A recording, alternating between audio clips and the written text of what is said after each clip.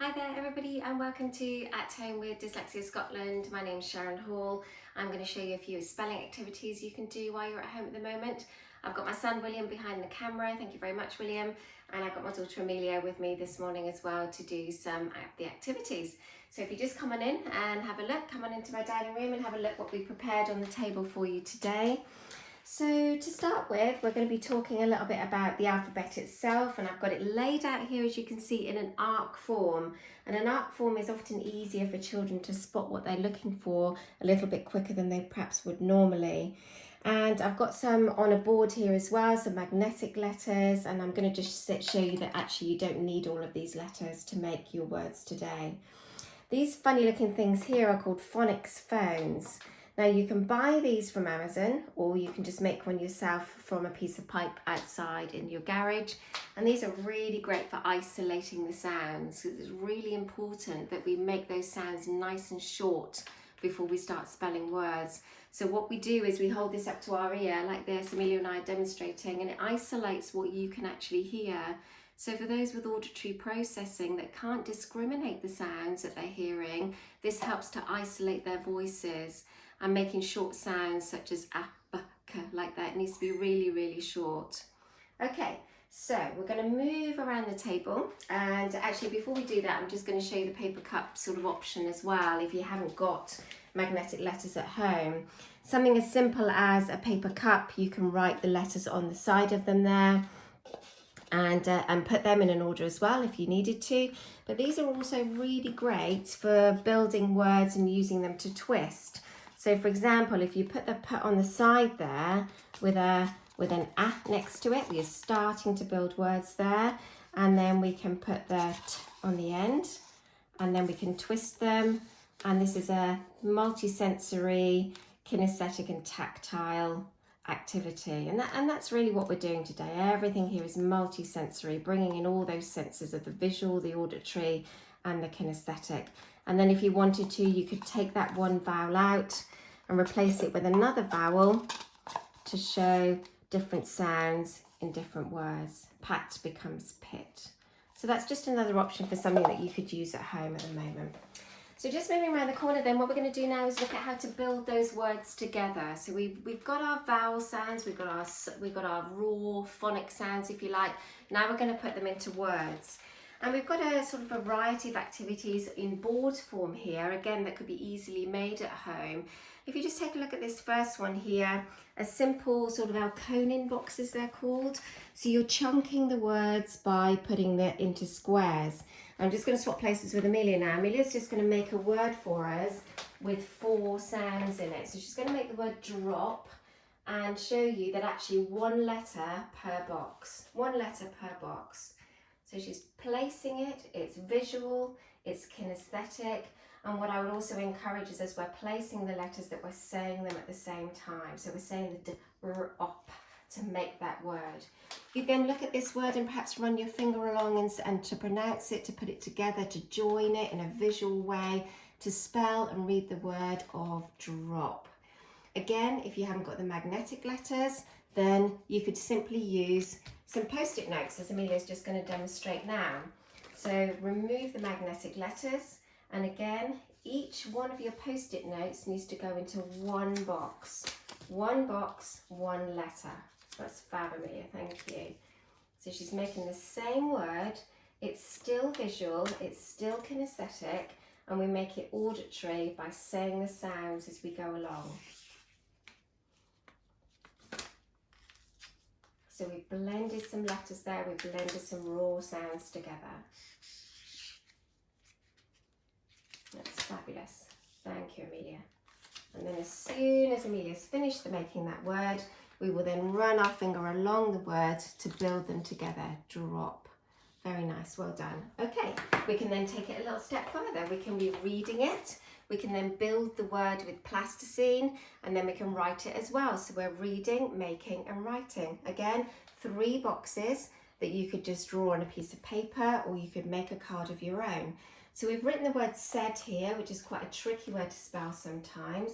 Amelia has started to make the letters, and what she'll do is she'll use the plasticine now, and she'll put the letter I in there that was missing. and then she will take the pen, she's read it, she's made it, and now she's going to copy the letter formation at the same time.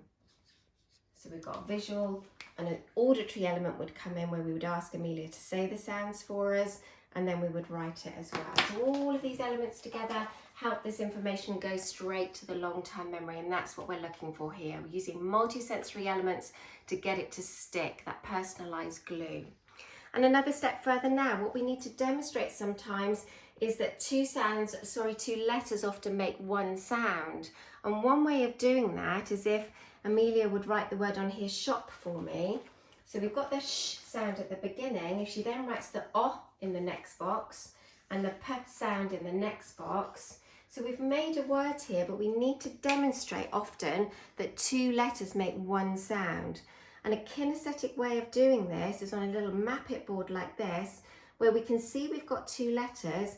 So we would place the two counters in one circle, make two letters. But in this one there's one, and this one there's one. So I'd invite Amelia then to push those counters along into the circle, and the circles demonstrate the amount of letters per box.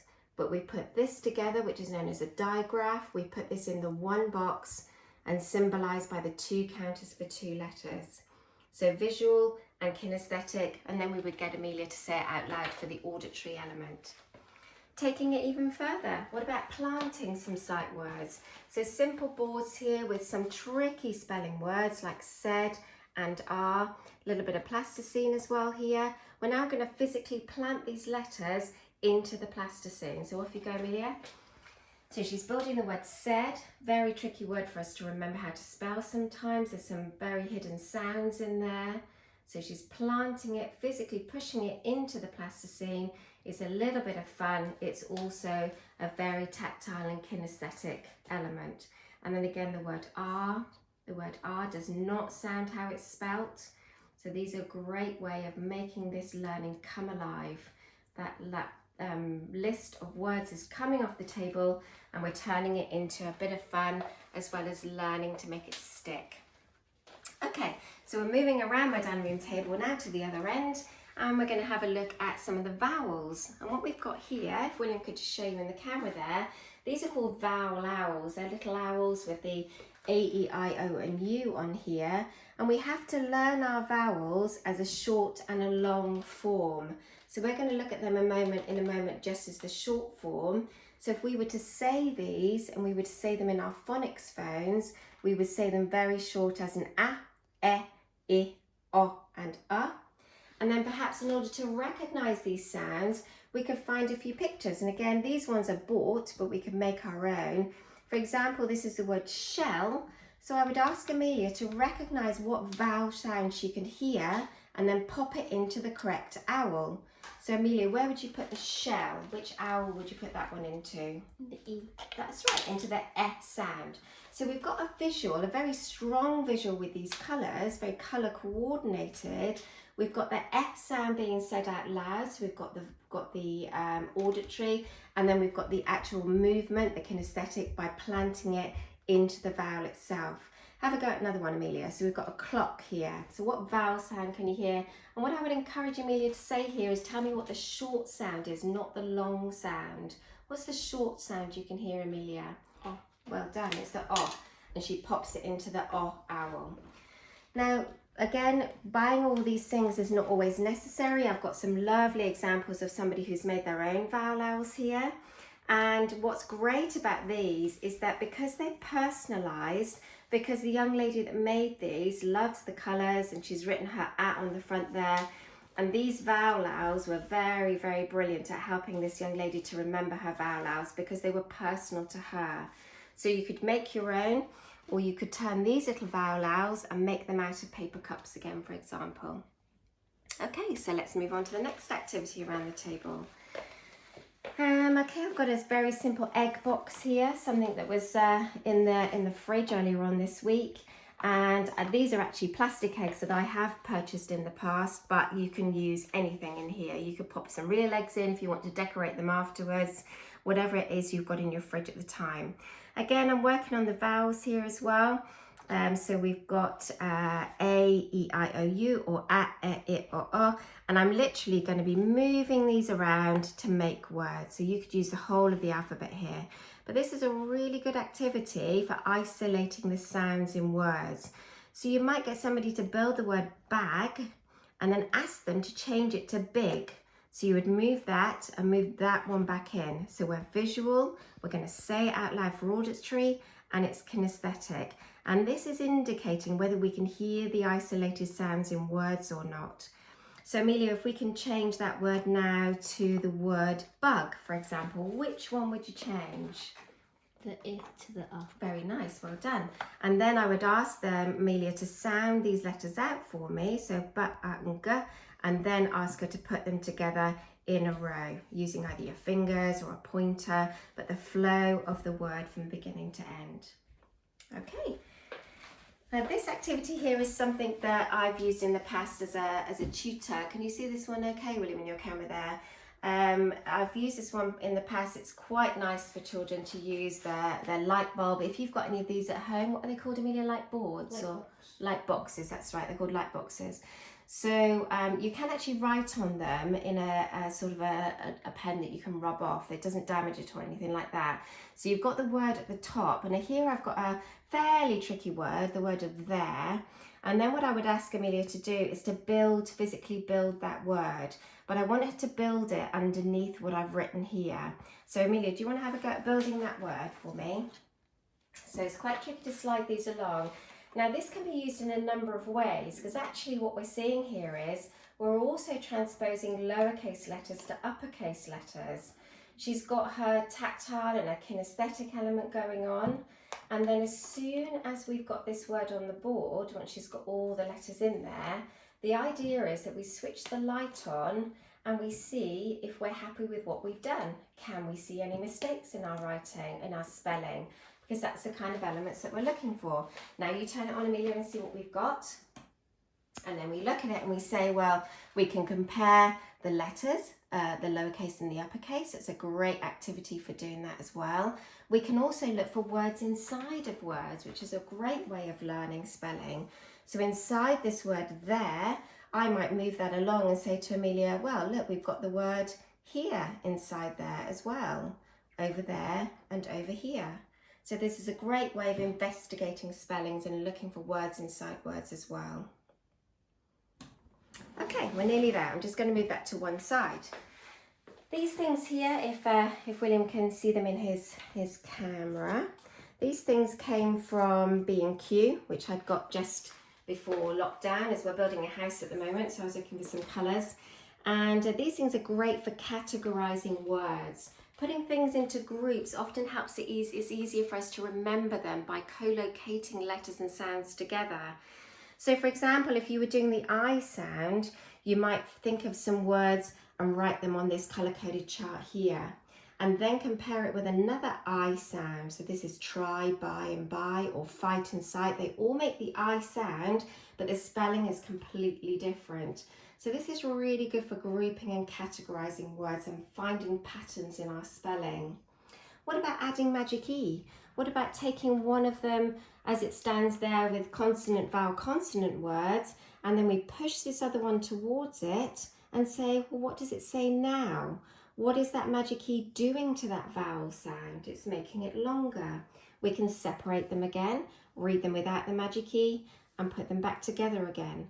So anything you've got at home that you can categorise spellings or put them into groups is always really, really helpful.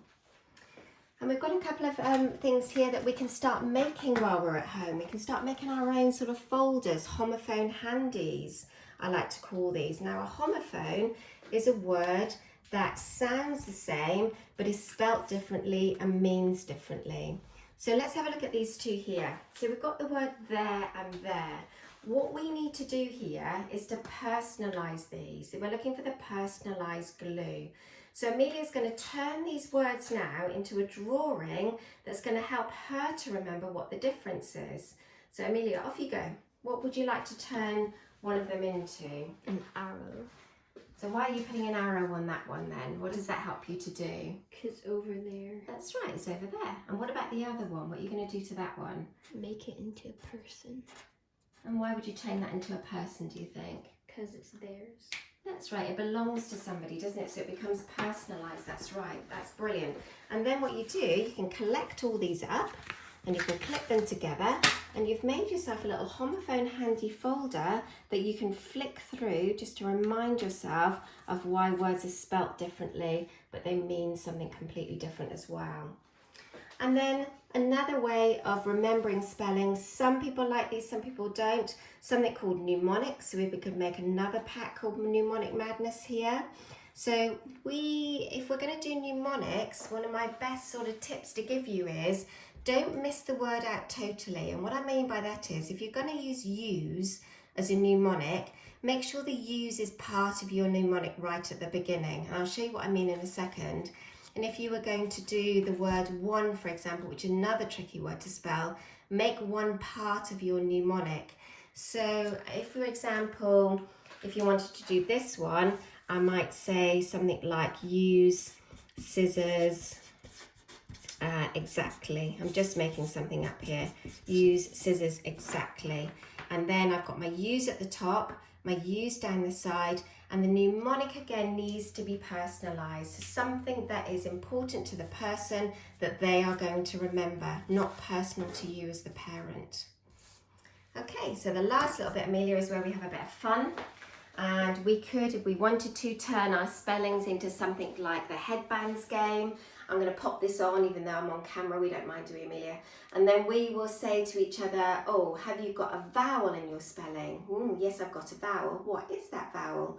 Or Amelia, for example, has got the digraph sh at the end of her spelling there. So we could ask each other questions to try and work out what our spellings are. And another great way, multi-sensory, of getting something to stick.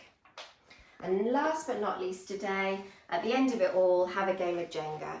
Now, Jenga is not only is it fun, but you can use this in many, many ways. You could write words on your Jenga blocks like I have here, or you could put a spelling sound or a letter, or even times tables. These are great for times tables as well. So we would take a block out, and hopefully it won't fall over. And we look at this word many and we think, oh, that's quite a tricky word, that one. Shall we go and plant that one? Should we go and make it our plasticine? Let's investigate this word. The word any is inside the word many. Does that help us to remember? So again, lots and lots of different multisensory ways. For now, at Dyslexia Scotland at home, thank you so much for joining us. We are going to be doing a few more of these. But from Amelia and I and from William, thank you so much for watching, and we'll see you again soon.